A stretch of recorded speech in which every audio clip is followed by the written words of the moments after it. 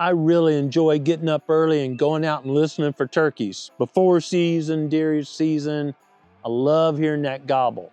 But sometimes turkeys just don't talk. Sometimes you can't hear the entire area you want to scout. That's why our moultries are really important to our turkey hunting strategy. If you hunt the same property much, you kind of learn where turkeys are moving. You can put that camera up. That baby's working 7 days a week, telling you if turkeys are passing through the area. April 5th, one of our moultries took a picture of a tom late in the afternoon, and then again on 4/6 early in the morning. We knew that turkey was roosted nearby. The data from the moultries matched what Daniel had experienced a few years earlier. He had hunted in that area, set up early, heard a tom early, did some calling, and that bird come in on a string. As we got closer to opening day here in Missouri, we noticed a couple of toms using that area again, and they were with hens. And watching that hen behavior is a great way to understand what part of the breeding season you're in at that location, and that helps you determine a good hunting strategy. Missouri season opens the third Monday in April, and right before that this year, toms walked right by that camera at 7 a.m. and again the next morning. Those toms were holding close to that part of the farm. Why are there toms using this specific area year after year? Well, that's due to our habitat management strategy. We had removed the low quality trees, left the better quality trees. We call that TSI, timber stand improvement. Got a lot of sun to the ground, so we're getting some growth right next to an old pasture or a cleared area. So those turkeys love that cleared area. And now versus brown leaves and a closed campy forest, they've got excellent habitat all across the hill and down the hillside where we'd remove trees and use prescribed fire.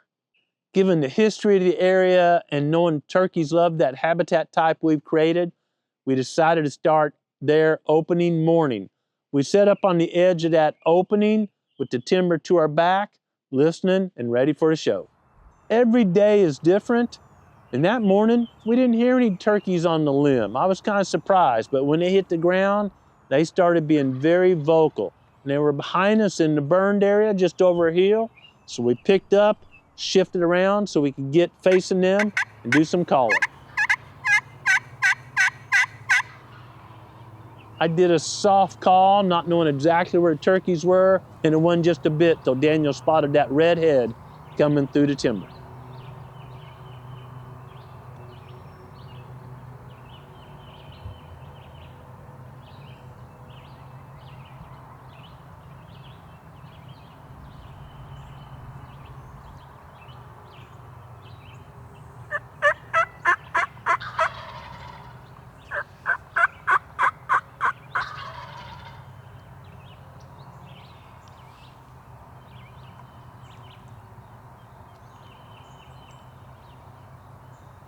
We had set up in a hurry knowing that the toms were close.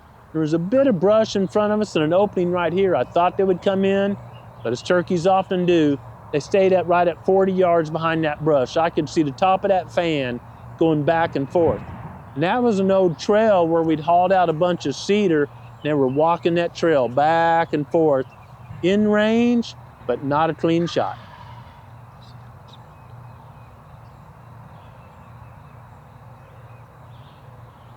I think this is a mistake a lot of hunters make. That tom's within range, you're nervous they're gonna drift off, maybe a hen take them the other way, they try to force a shot. That rarely works out well, so we just got quiet, let them drift off, no foul, no harm, early in the day, and we could reposition and call them in again. They were hot. Don't think just because that turkey's drifting off, the hunt's over.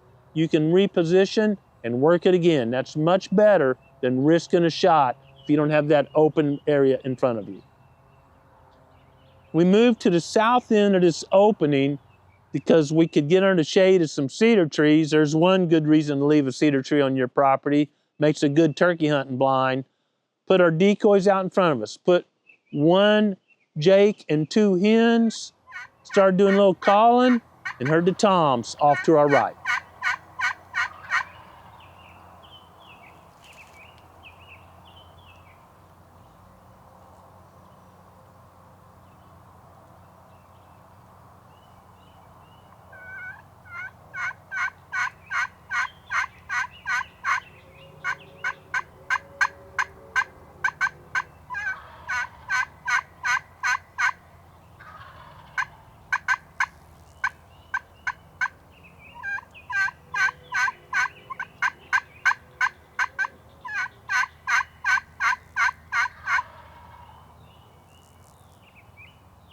Another lesson here.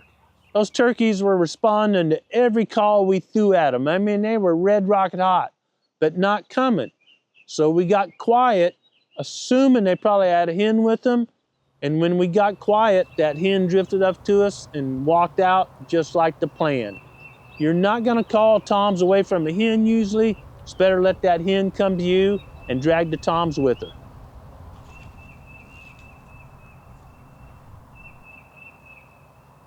The hen got up the hill just a little ways, feeding away from us, and here come the toms. I could just barely see that head or the fan through the limbs.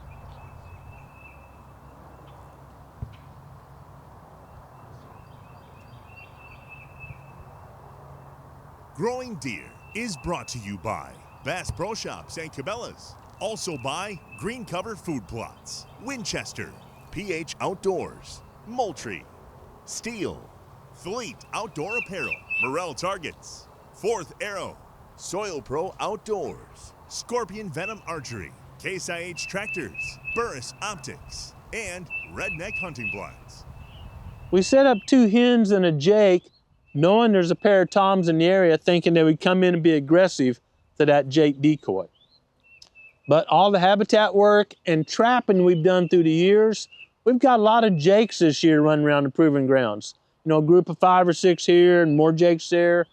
Some people call them bully jakes. They just get together and they're more in a gang. There's more numbers than 1 or 2 adult toms.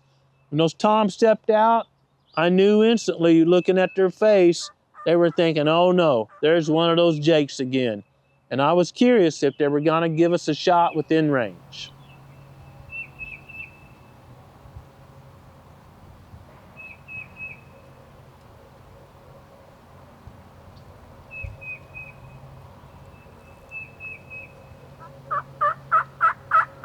When I first sat down, I'd ranged where we'd felled a little cedar, 1 foot or 2 tall, and that was 40 yards. So that kind of gave me a 40-yard radius, which was way past where the decoys were set up. But those turkeys came out about 50 or 60 yards away, and they just kind of followed that path around. At first, when they first got in range, I was really trying to pick a hole through some cedar limbs. I was working that gun, Daniel's working the camera. Just wasn't a clean shot opportunity. And then they got on that bubble about 60 yards working around. When they got in the open, man, it's tempting to take that shot, but it's opening day. Missouri, you're only allowed 1 turkey the first week, and I didn't want to push my 20 gauge out to 60 yards. I felt we had bothered these toms enough and didn't want to push them way out of that area because that's a hot area. My daughter's coming home to hunt soon. We may want to return there, so we just let them drift off and called it a day. I had some office work I had to get done. That doggone work gets in the way of hunting way too much. But the next morning, we were out bright and early on a different part of the farm. On this part of the farm, there's one main hardwood ridge with a series of hidey-hole food plots feeding down to a bigger food plot. And through the years, we've tagged a bunch of toms on that ridge. We purchased that property in 2008, and through time, through hunting and using our trail cameras, we know that toms run that ridge mid and late morning, year after year after year. So we were patient even though we weren't learning much, but our moultries had been showing us a pattern of toms on that ridge every morning. So it wasn't like, well, we're not hearing anything, we gotta go to another part of the farm. We were just sitting tight, enjoying a beautiful morning. We were in a fresh burn yesterday, which was really attracting a lot of turkeys. Today we're in a place where we've traditionally heard a lot of turkeys, killed a lot of turkeys. The sun's not over the horizon yet, and we're just waiting on that first gobbler up area. We've heard one way out in the distance. Come along with us for a hunt in the Ozark Mountains. We'd set up on the western end of that ridge, off the road a ways, and again, with not great visibility, so a silent tom done come in, catching us fiddling with our phone or playing with the camera or something, and we're sitting there enjoying the morning, quiet, dead quiet. And about 8 a.m., that thunder gobble, close, like 60 yards away, about blew the hats off our head.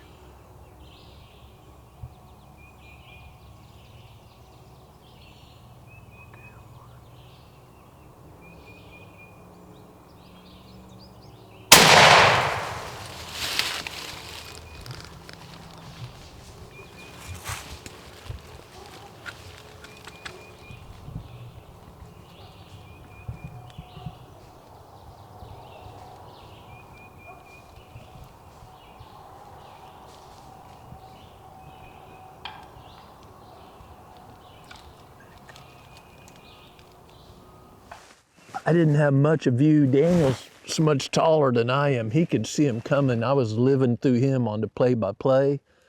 And of course, I heard him gobble, and I saw the top of a fan down here just a little bit. We knew this setup was gonna be tight.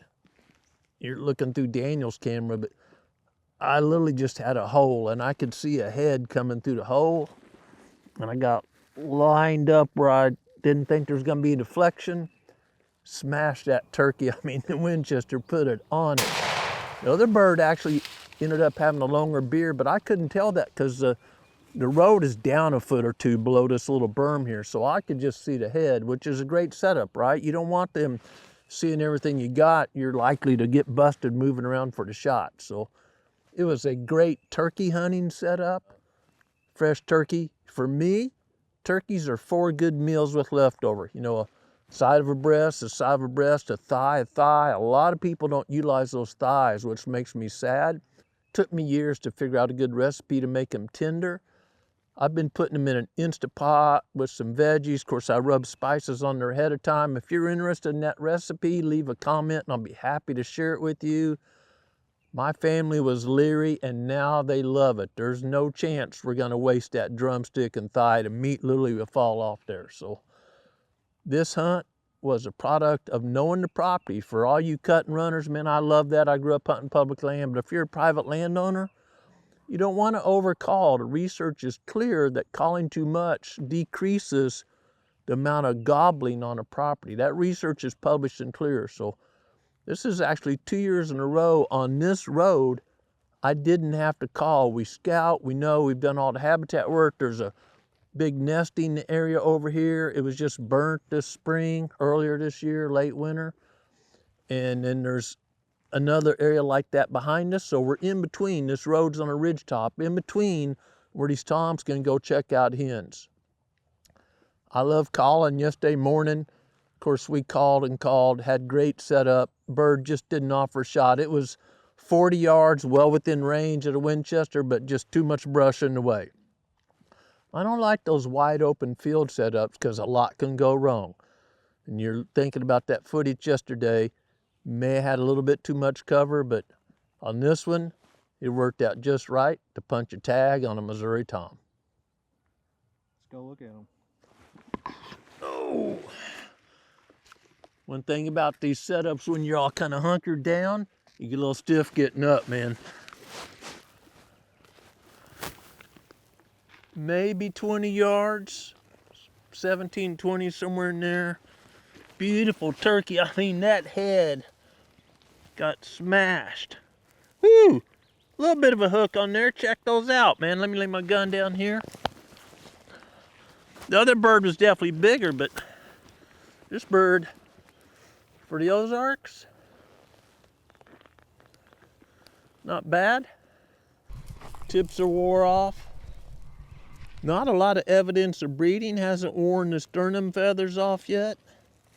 Big, thick beard. You like those big, healthy, thick beards? Beautiful. Just beautiful feathers, always on a wild turkey. And of course, wild turkey, some great meat, man.